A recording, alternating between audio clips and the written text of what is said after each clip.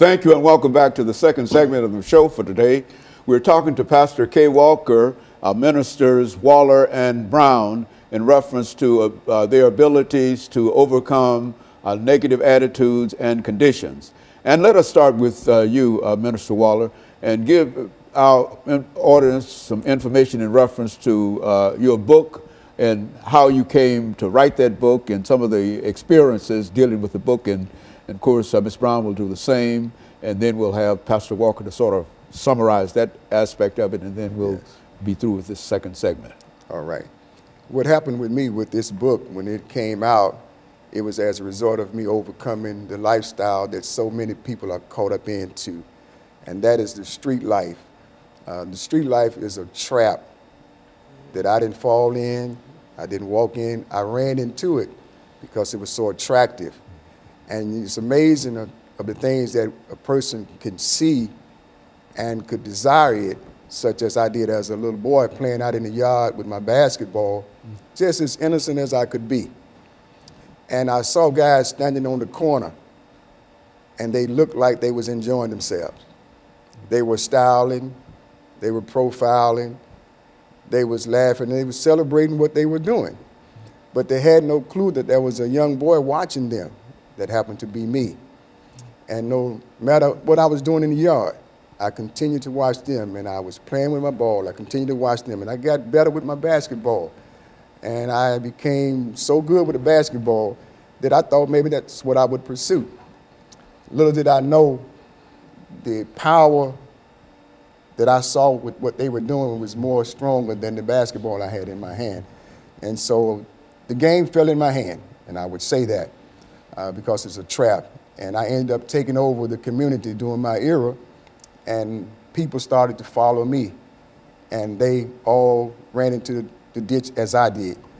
But God brought me out, turned my life around, and from being addicted for 20 plus years of my life, and now I've been delivered for 22 years. And it's good to tell somebody that you can come out. So this book was placed in motion. God ordained the book. And I just want to say to the people out here that's in the world that there's hope. Yes. And I wrote this book, and it says my heartfelt dedication to the people that I understand. I understand the people that are in a trap. I know what it means to be locked up in your own community. And this is without being behind bars. I was locked up in my own community, entrapped. And thank God that one day came that I got out of it, and it was only through the grace of God. I'm gonna say this, and I know it's not easy, but it can be done. I had got so out of control, and I still had the basketball in my hand, but now I'm a supplier of my community. And so as life moved on, make a long story short, I ended up on 16th and Joe Johnson. I come off of 40th in West Nashville. Ended up on 16th and Joe Johnson one night, and the Spirit of God spoke to me, which I didn't even know. And he told me to go to church. And all I can think about was going to church just as I was. So I'd been up all night, and so when the morning sun came out, I just ended up going to the church. I put me a suit on, and I went on up into the church. But the thing about how I went, I brought my trouble with me, because I used to hear people say trouble wouldn't last always and things like that. So I brought drugs with me to the church and did drugs in the church and things like that, because the pain was so severe, I was willing to try anything except what I've already been doing. So that's just the take about this book, man. And I thank God that he inspired me to write this book so it can help a generation of young people, as Pastor Walker was saying. You know, he's a very good friend of mine. I'm very inspired by what he has done before me. And it caused me to just continue to push on, because he spoke about God a lot.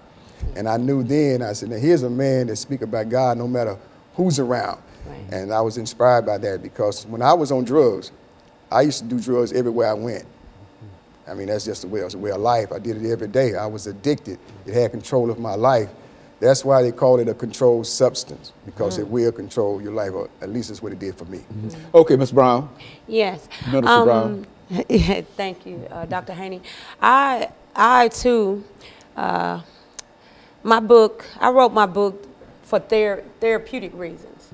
and to let other people know that no matter how far down the wrong road you go, God's arms are long enough to reach you. And me, I was molested as a child by a family member. Then I married at a young age, 16 years old, and married to try to get out of the house, and happened to marry a pedophile, and he impregnates my 13-year-old babysitter, and the baby born on my birthday, and so I was too young to deal with any of that. So I was emotionally scarred, and turned to crack myself, and I smoked crack for almost 15 years and went down the wrong road. But it's amazing that no matter how far down the wrong road you go, God will still have his hand on you. I knew at a young age that I was supposed to be one of God's preachers. But I couldn't figure out, when I would get high at the crack house, I would sing His Eyes on the Sparrow, or I'm Still Holding On, and would scare people, because I liked to read the Bible when I was high, that sort of thing. But I didn't know that God was just instilling some things in me to take with me once he delivered me. So even in writing the book, you know, I got cut off from my family. A lot of my family members didn't like the book for whatever various reasons. But the thing about it is, God taught me a long time ago that we all go to some kind of prison. The enemy comes to steal, kill, and destroy. And he do that by setting up all kinds of prisons for you. Emotional prisons, financial prison, relational prison. You know, get in unhealthy relationships. And of course, a financial prison, living from paycheck to paycheck or no paycheck at all. But what God taught me was, no matter what type of prison the enemy set up for you, the key to any prison is your praise. So my book is set out to show somebody else that you can be molested. You can be married to the pedophile. You can have a crack addiction, whatever. But when you turn it over to God and let him transform your life, he can make a mess into a masterpiece because he did it for me. I am now 19 years clean off crack. I'm the owner of Authentic Tax Service for the last 9 years.